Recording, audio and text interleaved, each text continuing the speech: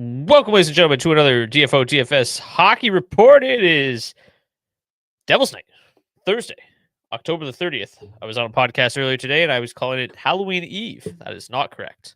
It is Devil's Night, which it also could be Devil's Night in DFS. The New Jersey Devils pay visit to the San Jose Sharks tonight, which is usually plentiful for DFS.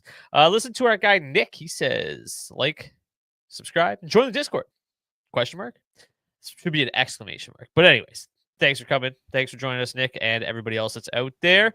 We've got an 11-game slate on our hands on this Thursday afternoon. I believe, Zach, are you still working away over there, or are you ready to jump in here? I'm ready to go, man. Let's get this going.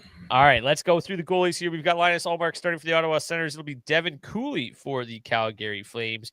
Andrei Vasilevsky projected to get the start for the Tampa Bay Lightning. It'll be Jake Ottinger for the Dallas Stars. Jonas Korpisalo gets the start again for the Boston Bruins, likely going to be countered by Alex Lyon for the Sabres. It'll be Dan Vladar back between the pipes for the Flyers, projected to see UC Saros for the Nashville Predators. Brandon Bussi gets a start for the Carolina Hurricanes. It'll be David Riddick for the New York Islanders. Philip Gustafsson looking to, he's lost 3 in a row and he's given up like 15 goals in those 3 starts.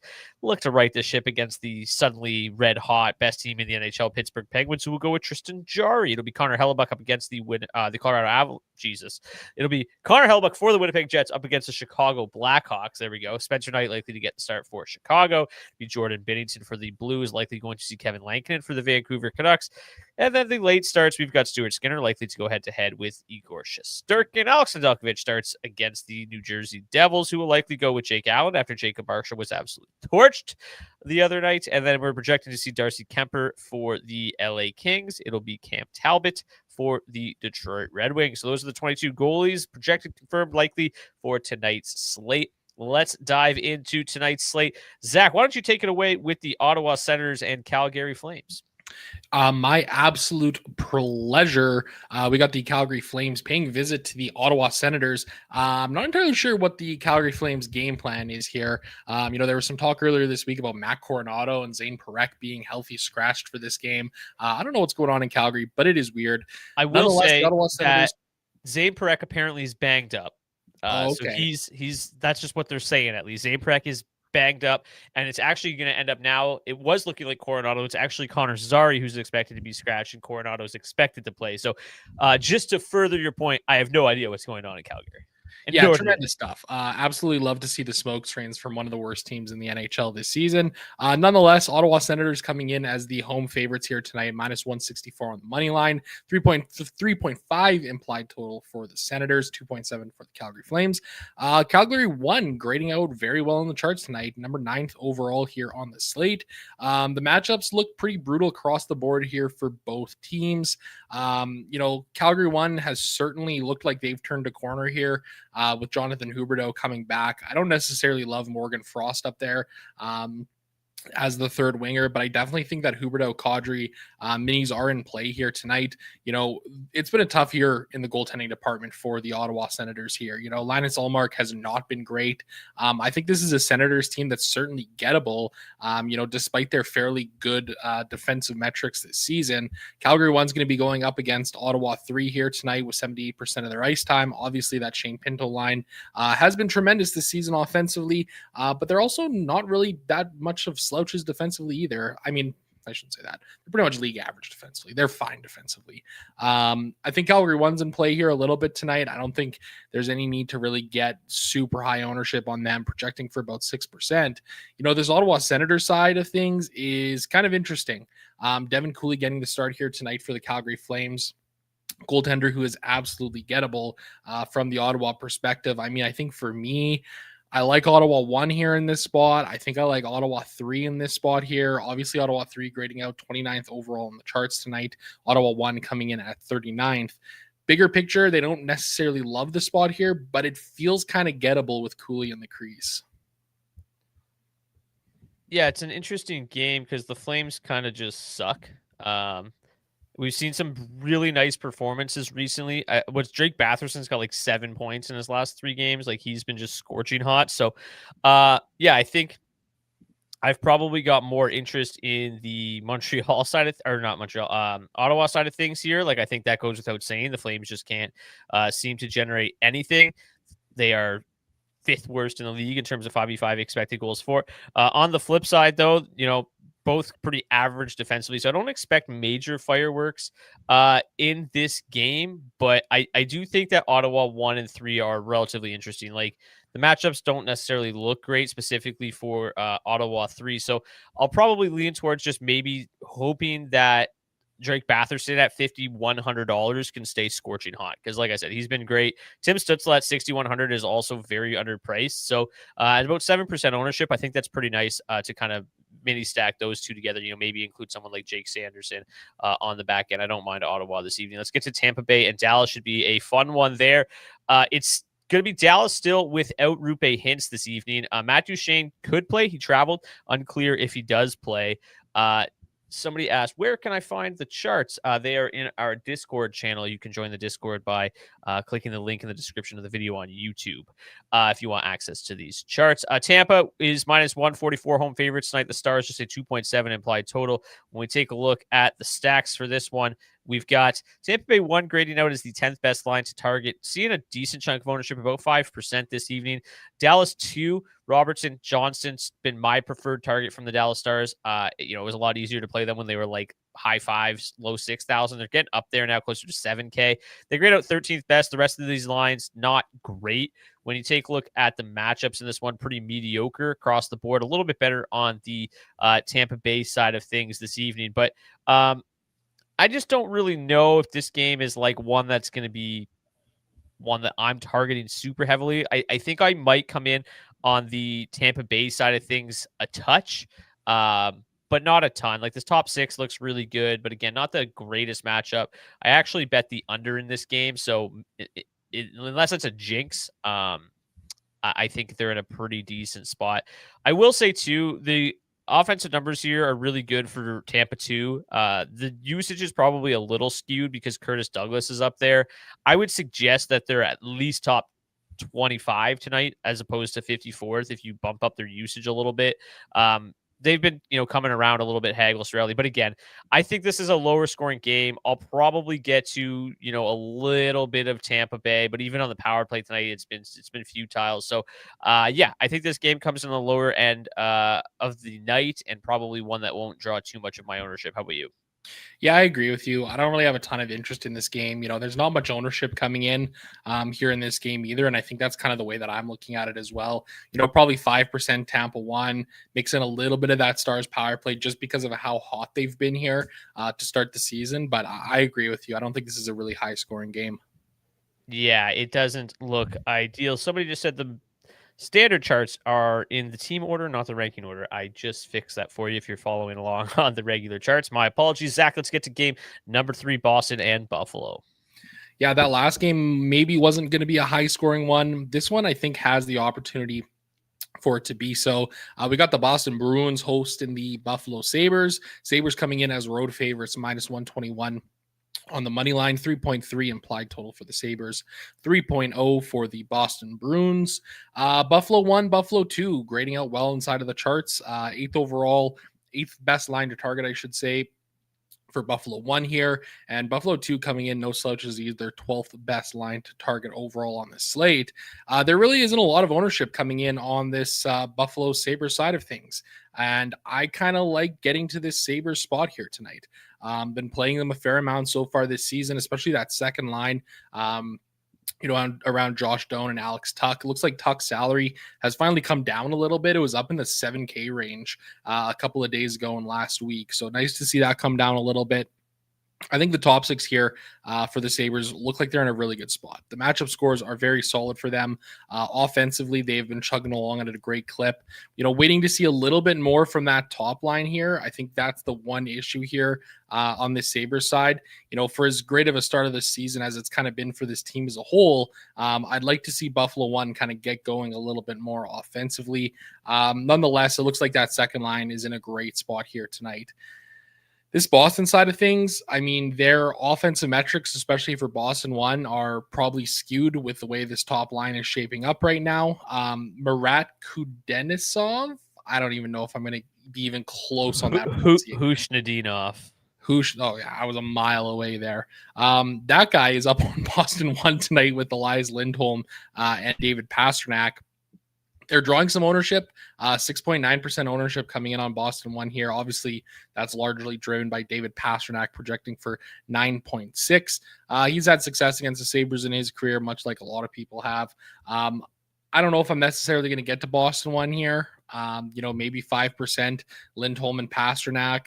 But I think I've got a little more interest than the field has, especially in this Buffalo side tonight. Yeah, I mentioned it a couple shows ago. Buffalo currently ranks inside the top 5 in the NHL, according to Sports Logic, in terms of 5v5 expected goals for.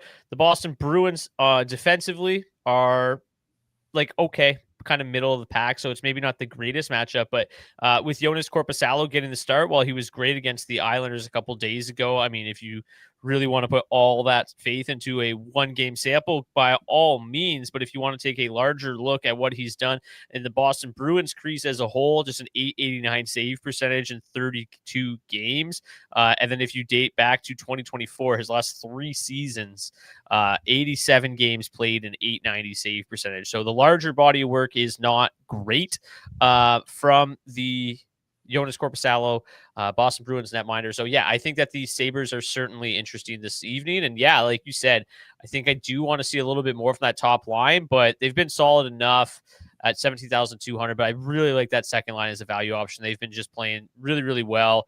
The underlying metrics are through the roof good. The matchup is quite good as well. And the power play matchup is solid as well, 7th best tonight. So I think the Sabres are definitely a strong option this evening at very, very modest ownership. Husnudinov and company not really interested in Boston 1.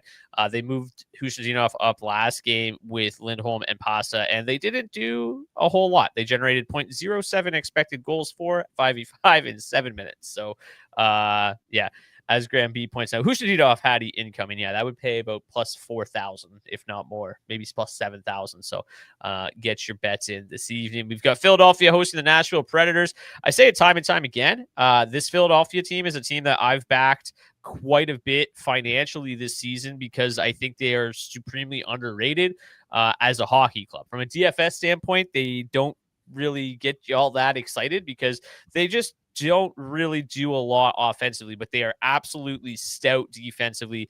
They have been very, very strong defensively at 5v5. They have been very, solid on the penalty kill. So this is a team that is very difficult to play against. And now you've got a Nashville Predators team that, I want to give them a little bit of credit because the offensive numbers, weren't terrible. And then I was like, okay, maybe they're not as bad as we think. And then it's just kind of gone downhill entirely as of late. And nobody grades out inside the top 50 for them tonight. So, yeah, I think that it's just not a team that I envisioned myself getting to. It's one of the lowest event games of the night. The matchups are brutal. So I don't plan on playing much Nashville this evening. I think the one kind of saving grace with the Predators is there are a fair number of defensemen that grade out pretty well defensively for them, just from a pure value standpoint with all of the defensive injuries that they've got.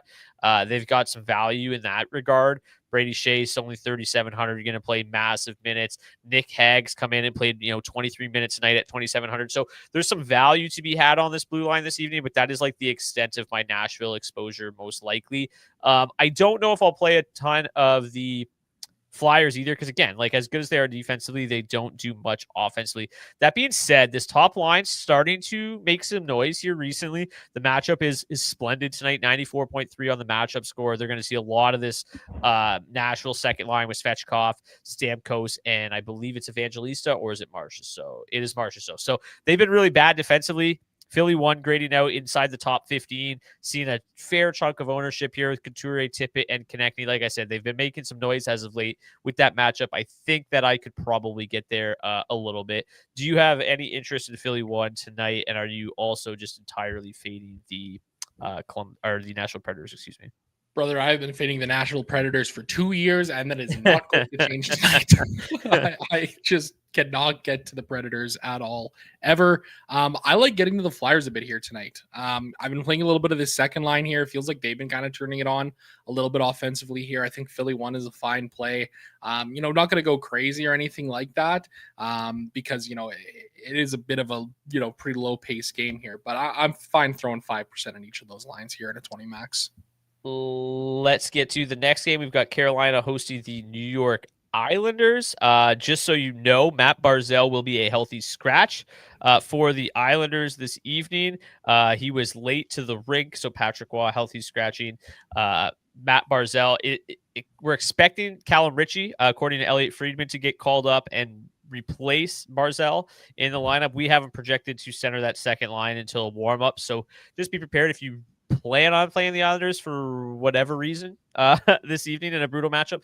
The lines could change. Richie's not even in the slate either. So just a quick note on the Islanders before you get into this one, Zach.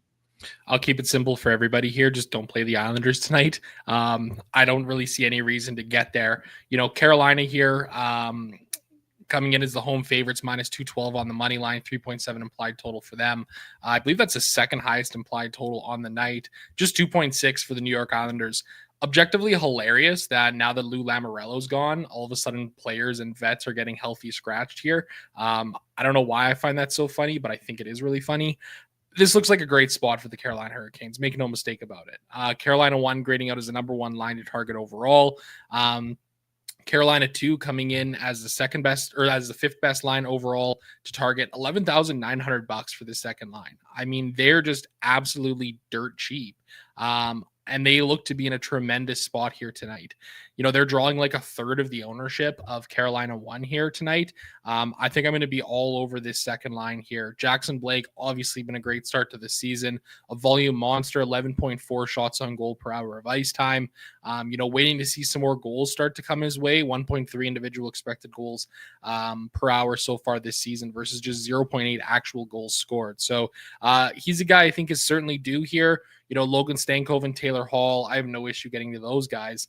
And man, this top line has been really good, or at least more specifically, Sebastian Aho and Seth Jarvis, kind of waiting for Nick Ehlers to start to find his way here. Just really not doing a whole lot out there, not generating much offense.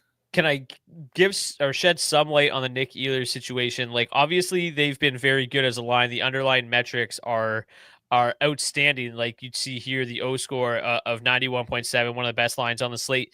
He has a 37.5 IPP at 5v5. Last year, I think it was 75%. The year before it was 78%. If you're not familiar with IPP, it's individual points percentage. It's the percentage of points you collect on a goal while you're on the ice. So 70 is really good. 37.5 is like a fourth line grinder, if not worse. It's really, really low. It's something that's due to positively regress, given how good this line has been. It's just Ehlers, just for whatever reason, isn't factoring in on it on any goals. It's going to change. And I'll continue to stack him with Carolina 1 because it's going to turn eventually. And they've been too good for it not to. So I just wanted to shed some light. I talked about him a lot today on my fantasy show, so the numbers were on top of my head. Love it. That's great insight, man. I do think that he's due, and it does really just feel like it is a matter of time until he starts to turn it around. I have no problem getting over the field here on the Hurricanes tonight. I'm certainly going to be higher than the 3.5% ownership on Carolina 2. I'll probably be at maybe a little bit over the field here on Carolina 1 as well. Worth noting, they don't really have that great of a power play so far this season, just 27th overall. They are going up against the league's worst penalty kill in the New York Islanders, shorthanded 3.4 times per game. So maybe they find a way to get on the board with the man advantage, but they're just such a good team driving 5-on-5 play that they don't really need that power play to click to be an absolutely dominant club. So like I said, I don't really have any interest here in getting to the New York Islanders. Especially with Barzal out of that lineup, things start to look pretty thin. It's worth mentioning that, the matchup scores are okay here for this top 6 for the Islanders, but I just cannot bring myself to play them here in this spot. Yeah, like Horvat's been great, but I just think that on an 11-game slate, there's just really no reason to get there unless you're trying to get super contrarian. This Carolina side, I am pretty surprised at the ownership. I think it should be significantly higher. I won't be surprised if it is significantly higher. if you take a look at the Sports Logic data, fourth worst 5v5 team, they're improving, is the New York Islanders, fourth worst defensively. The Hurricanes have actually been quite bad this year, but I just don't put a ton of stock into that. I think it's a team, that is just really banged up on the blue line, and when they get Jacob Slavin and company back, so yeah, I mean, I think they're more gettable than they usually are, but I just have not a lot of faith in the Islanders up front right now. But yeah, the Islanders very, very poor defensively. Meanwhile, the Hurricanes, second best 5v5 team in terms of expected goals for per 60. So it really good matchup at 5v5. You mentioned how bad the Islanders PK is. David Riddick getting the start. I think that kind of all the stars are aligning here for the Hurricanes to have a big night. I'm going to be definitely getting to that top line and that second line. I think it's so interesting because I feel like we don't talk about the third line as much as we used to. I think maybe because the second line used to just always either not have good metrics or not be very cheap, and you're like, okay, well, the expensive option is Carolina 1, the cheap option is Carolina 2, but now Carolina 2 is playing unreal and they're super cheap, and it's like it kind of takes Carolina 3 out of the mix. I do feel like this is a game in which Carolina 3 could contribute a little bit, but again, on an 11 game slate, I don't know how much I'm getting there, especially when the other line is only a couple $1,000s more expensive. But I do think it's an okay spot for Carolina 3 as well. Svechnikov finally got on the board. He's in the top power play unit. Any final thoughts on this one? No, I think you covered it off pretty well there. Let's get to this Minnesota-Pittsburgh game. Yeah, the Minnesota Wild. It's just the world's weirdest team. So defensively, worst club in the league right now, 5v5. They've been downright terrible. The goaltending, it has been just atrocious.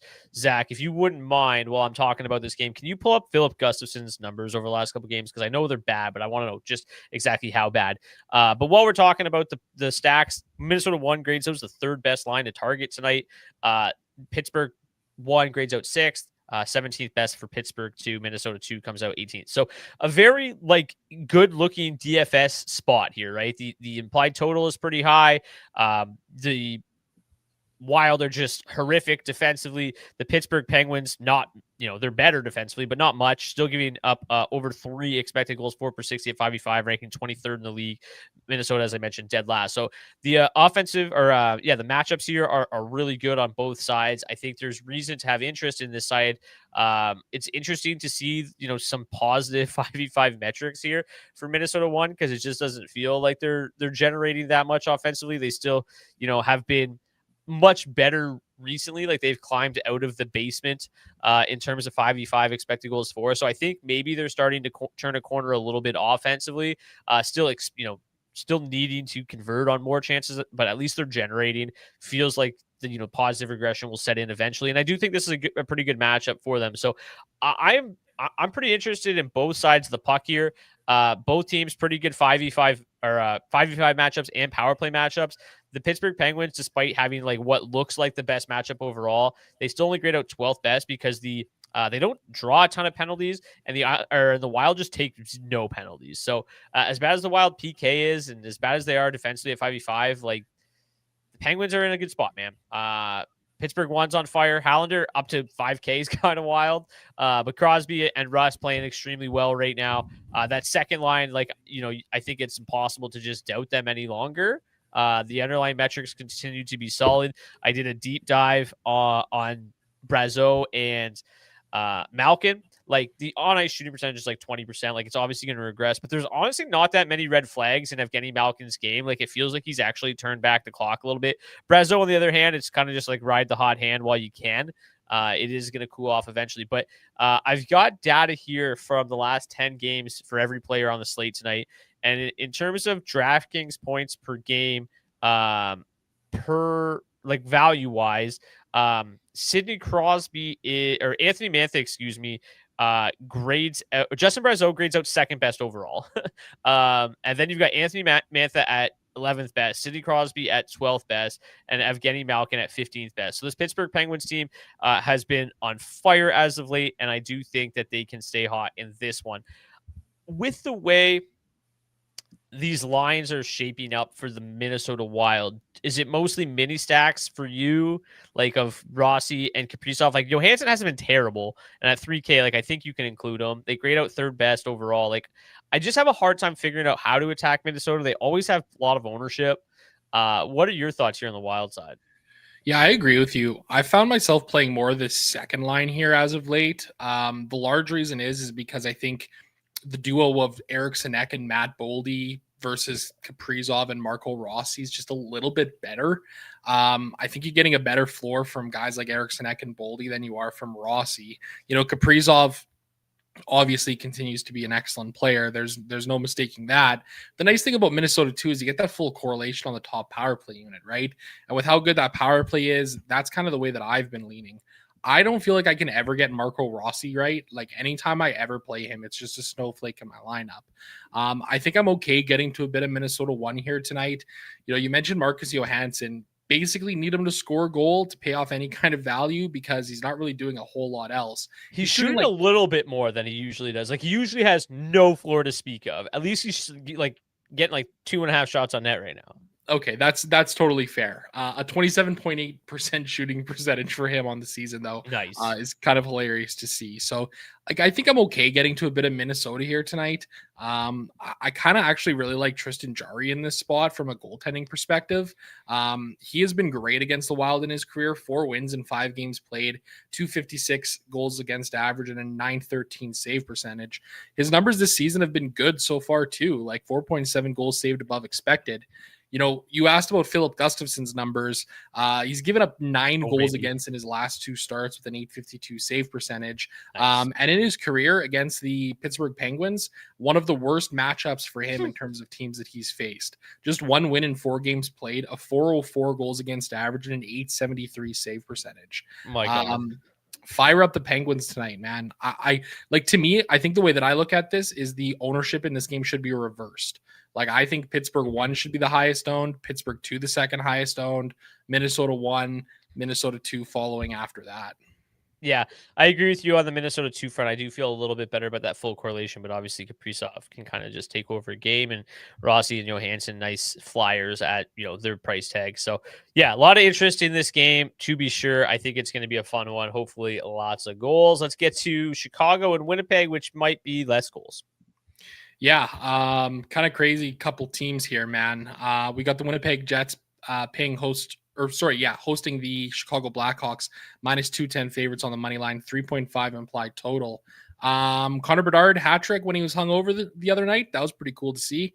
Winnipeg 1 grading out pretty well on the charts here as the number 2 line overall to target here.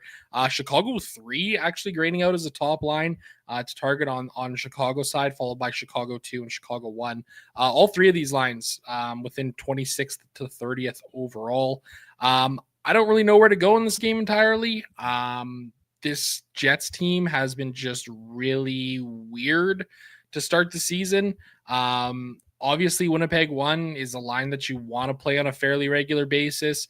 They're drawing 12.4% ownership here. Kyle Connor, Mark Scheifele, they have been just dragging this team along so far this season. Gabe Vilardi's been fine up there on that top line too. To me, like on this Winnipeg side especially, it's Winnipeg 1 or bust, man. I mean, I think that's the only line that's really worth targeting here. Evidently, the field is getting there. They got the second best power play matchup on the slate. It makes sense for sure.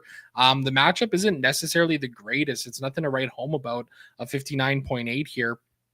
Projected to see 50% of their ice time up against Chicago 2, who have been, fairly solid defensively, as well as some time against Chicago 4. I just don't see any need to kind of really go anywhere else in this Jets lineup, especially right now. Once they start to get healthy and stuff like that, and, maybe we'll talk about some of these other options.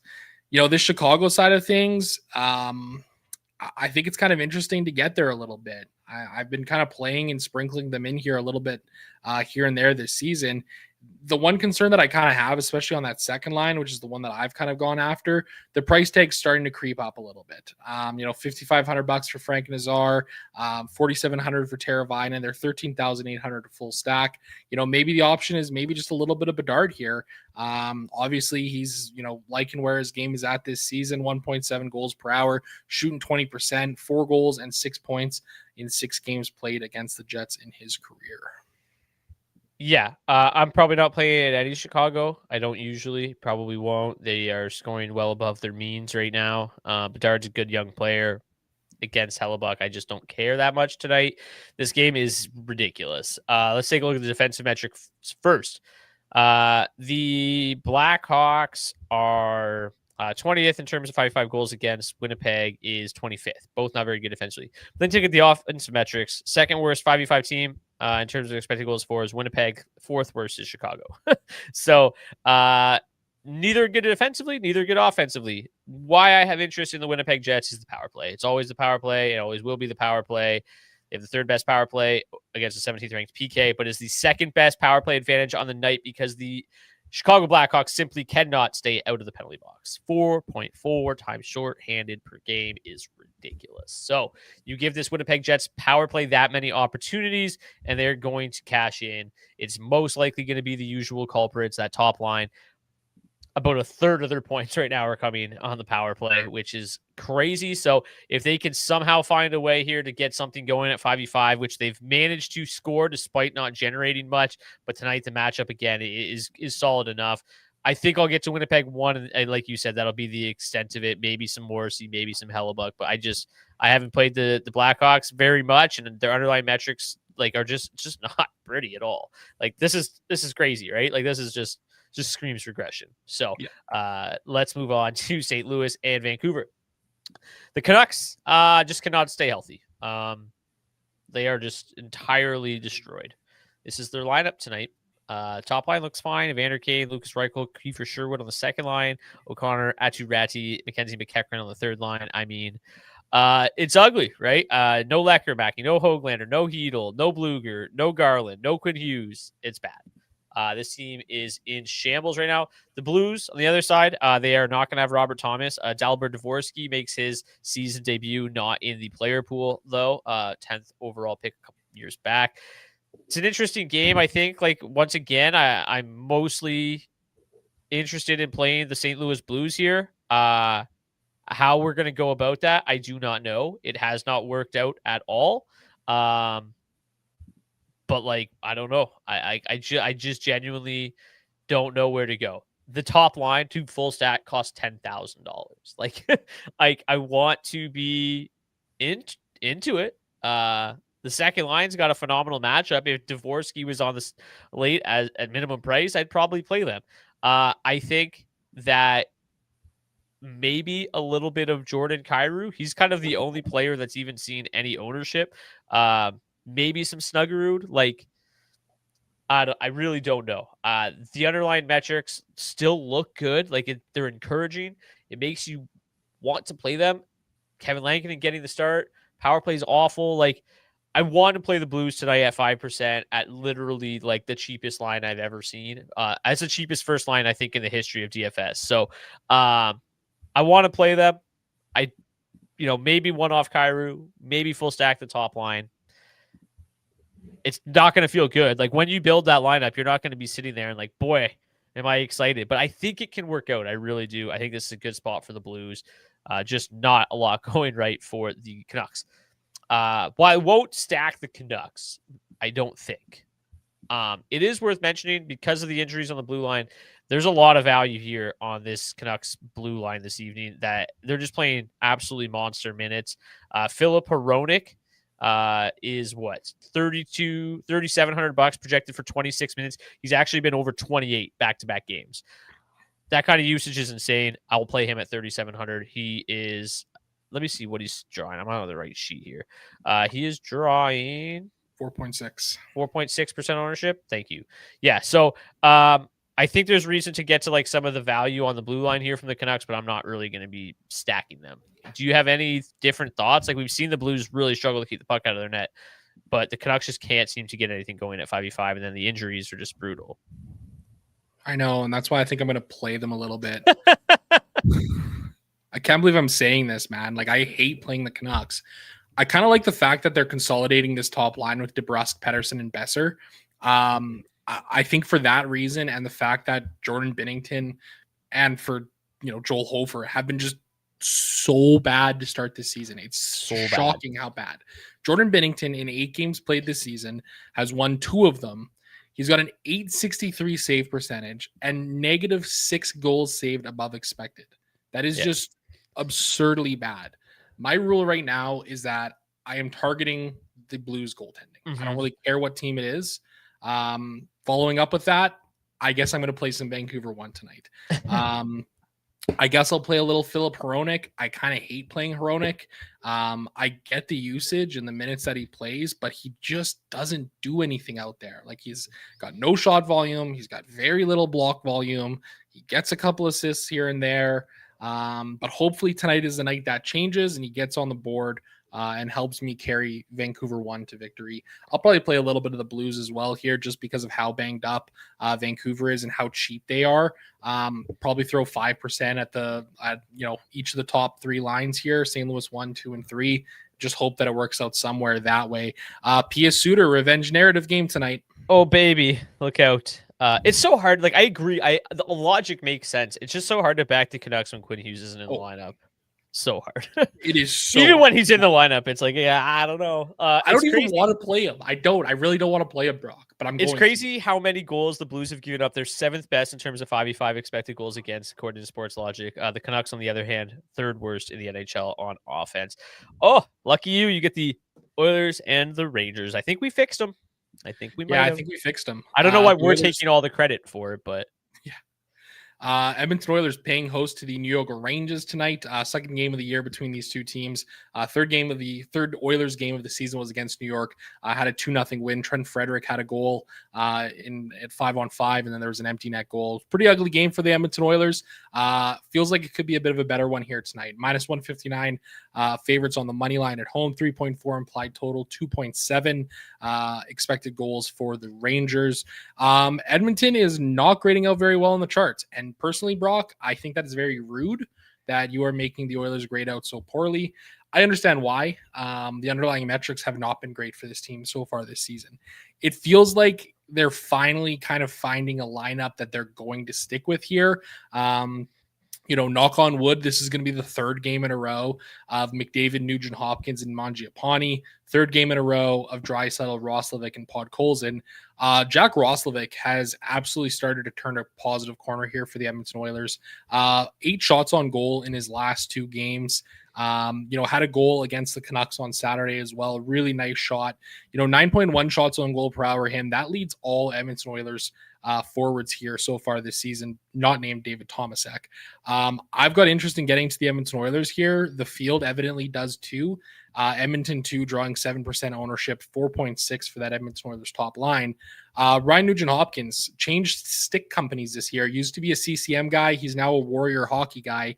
Evidently, it's paying off because he's having a great start to the season offensively. So fire me up here on some Edmonton 1 and some Edmonton 2. I like the look of these lines here tonight. They're not very expensive to get to. $17,600 for Edmonton 1, $14,000 even for Edmonton 2. You can leave Podkolzin off at $2,600 if you want to. I'm fine with that. But looks like a good spot for the Oilers tonight. The Rangers side of things, man, I don't know. I still just don't know what to do with them. They just cannot seem to get it going. The underlying numbers are fine for New York 1 here. They're just not scoring enough. New York 2, kind of the same sort of a thing. Like, the underlying metrics are fine. They're just not finding ways to score any goals right now. With how staunch of a defensive team the Edmonton Oilers have been so far this season, it doesn't really feel like a great spot here to get to the Rangers whatsoever. It's also worth mentioning too, the goaltending matchup is really interesting. Stuart Skinner has been absolute nails against the Rangers in his career. 4 wins in 5 games played with a shutout, a 1.8 goals against average, and a 941 save percentage. Igor Shesterkin, not been great against the Oilers. 1 win in 4 games played, 3 goals against average, 886 save percentage. Just another reason why I just don't really have any interest in getting to these Rangers. Yeah. I'm not going to get to the Rangers either because, like you said, the Oilers have been so good defensively. It's just not a good matchup. I did, like I said, my other podcast today for season-long fantasy, we're going through buy lows and sell highs, and like the entire Rangers team is a buy low right now. Like, they are generating a lot of quality looks and just been so unfortunate. Their luck's going to turn eventually. Is it going to turn tonight in a tough matchup at 5v5? Probably not.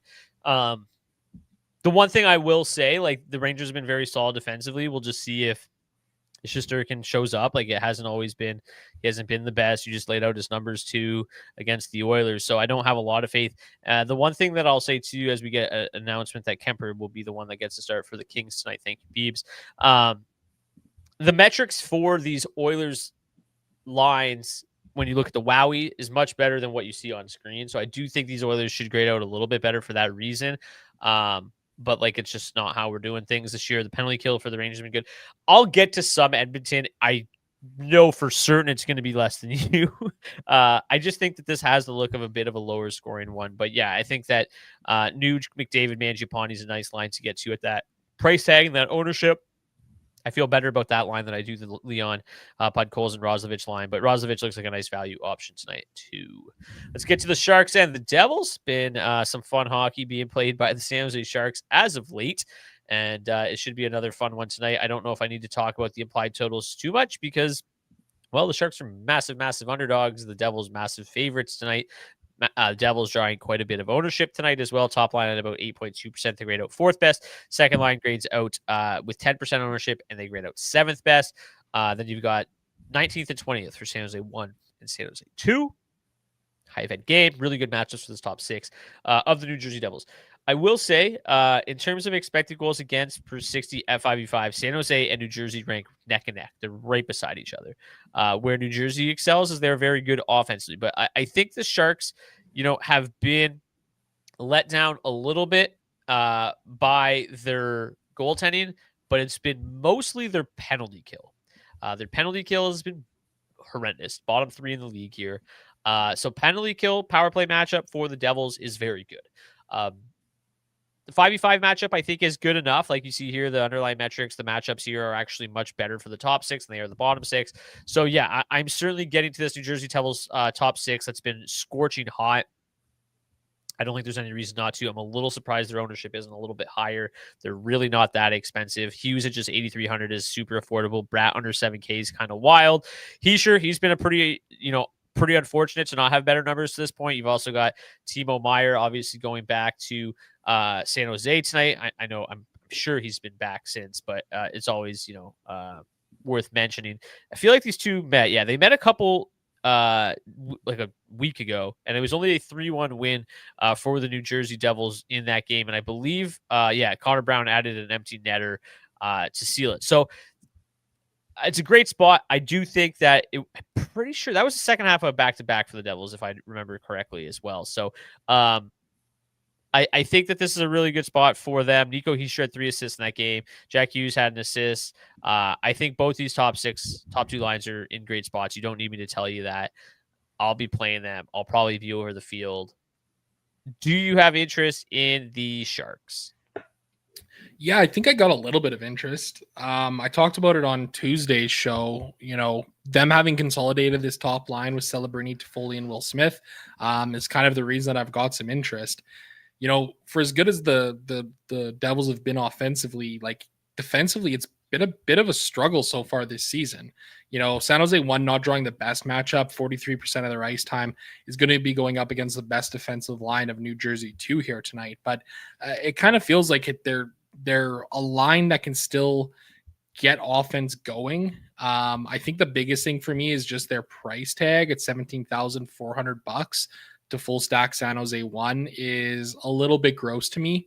If I'm 20 maxing tonight, which I am, I think I'm fine throwing like 5% just to see if they can kind of stay hot here. I don't know. Jake Allen's been great against the Sharks in his career. And, we saw a couple games ago, like you mentioned, that 3-1 game. I was very heavy on the Devils that night, and I got bit pretty hard. And I sort of wonder if that's why we're seeing such low ownership, right? Because possible. A couple weeks ago, it was a smash spot. Like everybody wanted to play the Devils, and everybody played the Devils. They were super chalky. I think it was like a small slate too. It was, it was super 2 small. or 3 game slate, and the Devils just absolutely stunk. I got bit by them, but I'm kind of willing to roll it back here, especially at this ownership. So I guess one slight concern is that for as terrible as Nedeljkovic has been this season, for some reason he's been great against the Devils in his career. 5 games played, 3 wins, a shutout, a 257 goals against average, a 910 save percentage. Those are very good numbers for a goaltender who has not been very good in his career. So I'm, going to be playing the Devils here. There's no doubt about it. I am willing to get hurt again. Yeah, I think my concern with the Sharks is like, yeah, the Devils kind of grade out mediocre defensively, kind of middle of the road, but no Brett Pesce, I think, is really what's gonna be tough for them. They're definitely gonna struggle a little bit defensively without him, but they only gave up 17 shots in that last game to the Sharks. Like, I think that could happen again. Obviously, in San Jose, they can control the matchups a little bit better tonight, but I just worry that the Sharks won't generate enough volume for either Jake Allen to be a good play. Like, and then that's the other thing. Like, even if they do generate a little bit, like Jacob Markstrom's been terrible, but Jake Allen's been phenomenal. He is yet to lose a game this season. So 193 goals against average and a 923 save percentage. He's been incredible. So yeah, a lot of my interest coming here on this top power play unit tonight. Mini stacks of Meyer, Hughes, mini stacks of Bratt, Hughes, full stacks of the power play. Like, I think there's a lot to like here about this power play, and their 5-5 matchups are pretty good too. Let's get to the final game of the night. I don't even know. Do I break this one down, or did I just break that one down? You did just break down the Sharks and Devils, but you go ahead. Take your Red Wings, man. Oh, okay. Sure. We got the LA Kings and the Detroit Red Wings here. The Red Wings plus 132 road underdogs in this one. To be honest with you, I don't know if I'm going to target this game very much. I don't think there's a lot to break down. Detroit one grades out by far the best line to target.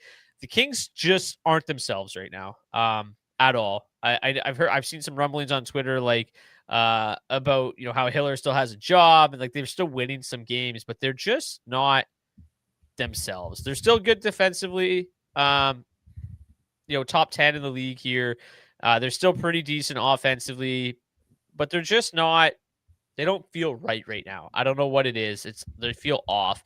So we always kind of have a hard time trying to figure out which one of these lines to target anyway. So with them just being off, I'm just going to probably stay away from the Kings entirely. Like, these underlying metrics for the entire top 9 are extremely, extremely underwhelming. But defensively, they're still a quality club. I think Kemper's a quality goalie. I think the Red Wings at times can look pretty good. But like, this top line's really kind of just gotten fortunate, as much as I hate to say it. So yeah, this game for the most part just doesn't really feel like one that's great. The Kings the worst power play in the world. The Red Wings power play not nearly as good without Patrick Kane. So, I'll probably sprinkle in a little bit of Detroit one tonight just because they have been playing so well. They're not that expensive. They're seeing no ownership whatsoever. So I'll probably sprinkle them in a little bit, but I don't see myself getting too much of this LA side of things, like maybe a little bit of Brant Clark or something for some salary relief on the back end. But yeah, like Jim B pointed out, they looked awful in their win against the Sharks. Didn't they have like 18 shots on goal in that game or something like that? Yeah, it was something disgusting. Let me look it up really quick. I swear they got outshot like 31-18 and won 3-1. Sorry, they won 4-3. But the shots were, Darcy Kemper faced 40 shots and Askarov faced 14. He got 4 goals on 14 shots. So bad. Oh man, I legitimately thought he was going to be good. And I'm not. The jury, I don't think, is out yet. But boy, it hasn't looked promising to date. But with that being said, are you getting to any LA tonight? No, I don't think so. Sharks make a lot of teams look bad. It's true. I like the idea of getting to some Detroit here, actually. They're drawing no ownership. This top line has been pretty good so far. Marco Kasper, still waiting for him to turn it on offensively this season, but 2 games played against the Kings in his career, 2 goals and 3 points. Alex DeBrincat has obviously been great, waiting for him to start scoring a little bit more here as well. So unlucky. Oh, it's brutal, right? It's brutal. He's shooting, what is it, like 5% right now? I mean, that's going to bounce back sooner rather than later here. Sure. I do think I know what's wrong with the LA Kings, Brock. Oh, you do? Perfect. I do. They have a case of loss to the Edmonton Oilers in the first round of the playoffs 4 years in a row, itis. And, they aren't feeling very good about themselves. No, they're a little sad right now, and it makes sense. I mean, can you blame them? Yeah, the Oilers 4 years in a row in the first round. I wouldn't be feeling good about myself. I think there'll come a time where they'll turn it around here. I just don't really see a need to get to them right now. I mean, a little Kempe is fine. He's obviously great. Maybe a little Fiala is fine. He's obviously continuing to be really good, but I just don't really see a need to get to there tonight. Yeah. I'm I'm really mad at the Kings too. I had big money on them in Nashville. They outshot them like 40-20 and lost in a shootout. And Hiller sent out Philip Deneau before Kevin Fiala in what was a game-winning spot. And Deneau had the worst shootout attempt I've ever seen. And Fiala scored to keep him alive, and then they ended up losing. It was all things. So, okay, let's get to some defensemen and some goalies. We'll get out of here. Let you build some lineups. Let's sort by points per thousand. Alexander Nikishin graded out extremely well tonight. The minimum price, Michael Kesselring, looks good. Tom Willender only played in like 13 minutes, but minimum price, second power play unit for the Canucks. Our boy Jordan Spence makes his way back in the lineup. I just mentioned Brant Clark. Thomas Chabot's only $4,500. Neil Pionk's been great lately. Brady Shea, already talked about him. Jared Spurgeon, top power play unit in Minnesota now, just $3,900, the highest owned defenseman on the slate. Charles Edouard Datu, minimum price PP2 for the Tampa Bay Lightning. I'm fine with that as well. I don't love that game, but minimum price, he's seen a decent chunk of ice time, and it's fun to say Charles Edouard Datu. And anybody else that really sticks out to you? I'm going to pull up my charts because I got some other data today that I want to share. Yeah, I think if you I've got a floor value number over the last 10 games played here. Darnell Nurse grades out the best in terms of that. He's an absolute volume merchant. Takes a lot of shots, blocks a lot of shots as well. Alexander Romanov, another one of those guys. I think him at $2,700, 9.9 blocks per hour up against the Carolina Hurricanes. I don't mind that spot whatsoever. Brock Faber grades out well in that metric. So does Mario Ferraro at $2,900. Played a lot of him again in that slate against the Devils, and I don't think he did anything that game, which kind of sucked. Michael Kesselring, I think he's a good play as well. Matthias Samuelsson at $3,200. Very good start to the year for him with the Buffalo Sabres. I think he's a guy I'm good to get to as well tonight. Yeah, floor per thousand. Mario Ferraro, Brock Faber, Darnell Nurse, Samuelsson, as you just mentioned, Nikishin, Connor Timmins. A lot of them, a lot of bodies here. DK points per game. Anybody that's kind of cheap up there? Samuelsson, he scored a couple goals. Faber's shooting the puck a ton right now. Let's get to some goalies. We've got Connor Hellebuyck graded out as the number one goalie to target tonight. Surprise, surprise. Against the Blackhawks, massive favorites there. Don't mind that pay up spot. The Jets are giving up enough shots against that. I think that's a pretty decent pay up spot this evening. I don't mind Brandon Busey either, paying up for that to get without Matt Barzal. I really think the Hurricanes win that one pretty handily. I have concerns about Jake Allen's volume tonight, so I'd rather pay up for those other two for sure. I am not paying up for Philip Gustafson. Vasi feels okay, not great. $7,900 is a nice price tag. Probably no on Kemper, maybe on Skinner. Allmark won't see enough volume. I like Vladar, but 8K is a little much. Definitely no to Binnington. So the cheaper options, I don't mind UC Saros. I think it's possible they win that game at $7,400. Pretty good price tag. I don't love Ottinger, Lankinen, or Cooley. You mentioned Jari earlier. I'm in there. I think he's a nice chalk busting option tonight. I don't mind Cam Talbot. The rest of these names are pretty bleak. So there's a couple decent 7K options for me tonight. Alex Lyon against the Bruins, I think is fine too. But for the most part, probably a pay up where I can. And then, like some Lyon, some Jari, some Saros maybe. How about you? Yeah, I agree with you. It does feel like a pay up spot here tonight. Alex Lyon has been one of my favorite goaltending plays so far this season. Just an absolute volume hound. 31.2 saves per hour of ice time for him so far this season. I agree with you on the cheaper guys, Jari Talbot. I'll probably mix in a little bit of Spencer Knight. He's been just so damn good this season. 12 and a half goals saved above expected at minimum price. $6,900 for a goaltender is nice.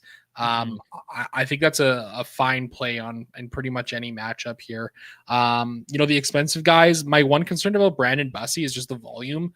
I just don't know how much volume the Islanders are going to get there. And that's kind of always my worry playing a Hurricanes goaltender. They have been worse this year with all those injuries though on the blue line. He's projected to make the most saves tonight. Fair. Yeah, that's fair. It's been worse than normal. I agree with you. That's usually kind of my lean as well, especially on home ice, but they just no Slavin and then no Goss to spare now. I think they're a little bit more susceptible. Okay. You talked me into it. I'll get there a little bit tonight. Stuart Skinner. I like him tonight at $8,100 as well. There was a name. Oh, yeah. I like Spencer Knight too. I think he's in a good chalk busting spot here. Like, I bet the Blackhawks like plus 225. Like, obviously, it's not a likely bet to hit, but I think it's a good spot with as much as the Jets have struggled to score. I don't mind that at all. Peter Porker got here late. What are the top stacks tonight? So, Carolina, we both really like Carolina for obvious reasons. We both really like the New Jersey Devils as well. We both like Pittsburgh's top 6. They're in a pretty good spot. The Jets and the Minnesota Wild are solid. Don't get me wrong. Both just kind of power play merchants at this point in time. We like Buffalo, mostly Buffalo too, for their value. Who else? I don't mind Philly 1. They're in a pretty good spot here in terms of their matchup, looking pretty good. Yeah, that's the extent of it. I'm not always in lockstep with the charts, but tonight feels like one of those nights where I'm just going to kind of blindly trust, because I do feel kind of similarly to how things grade out here for them. You joked the other day we need to make a shirt that says "In the charts we trust." I think that would be a lot of fun. But all right, let's get to today's hat trick pick challenge. If you want to participate in today's hat trick pick challenge, you can do so by commenting your hat trick pick in the comment section of the video on YouTube. Don't use the live chat. Use the comment section, please, and thank you.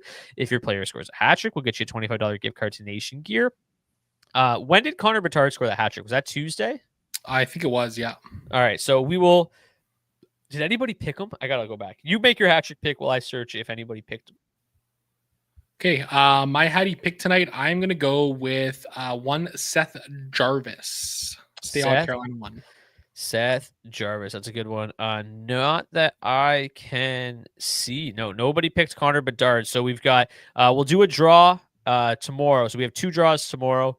We'll do a draw. So if anybody scores a hat trick that nobody picked, we'll raffle it off to anybody who submitted a hat trick pick. So we got 13 people eligible to win tomorrow. And then every Friday, we do a giveaway to anybody that drops a comment in the live chat while we go. So make sure you tune in Friday. Got a couple chances to win. So you went with Seth Jarvis. Love that pick. Really nice. I think I'm just going to take the low-hanging fruit tonight and give me Jack Hughes. I think he is in a really good spot against those Sharks. So give me Jack Hughes. I know it's low-hanging fruit. I usually try to go off the board, but that one feels good tonight. That's going to do it for this edition of the DFS Hockey Report. Thank you guys so much for tuning in. Before we go, shout out to our friends at rotogrinders.com for providing projected ownership for today's show. If you want to get $20 off your first month of RotoGrinders Premium, you can do so by clicking the link in the description of the video on YouTube. Take everything you learned in today's show, power up their optimizer, and build the perfect lineup tonight. You can also get 20% off of Action Network Premium right now. Promo code FACEOFF. That link is also in the description of the video on YouTube. Like 11 games tonight. Lots to bet on. So why don't you up your betting game tonight with Action Network Premium? And finally, the DFO DFS Discord is in the link to that is in the description as well. Join the Discord. That's where these charts get posted. I was kind of reaching out today, trying to think of ways I could make things a little bit more interactive as well, with some different charts and some graphs and stuff like that. So it might be more to come, might be some stuff published to DFO where you can poke around a little bit. So maybe more to come. We shall see. I got to kind of lock down the process there. But whatever you want, says Connor Hattie. Don't mind the pick, but please drop it in the comment section, not the live chat, so I can go back and see who picked who easily. So drop it in the comment section. CFL fan says thank you. Thank you for tuning in. Smash that like button. Hit the subscribe button so you never miss a moment of the DFS Hockey Report. Until tomorrow, we say cheers. Cheers.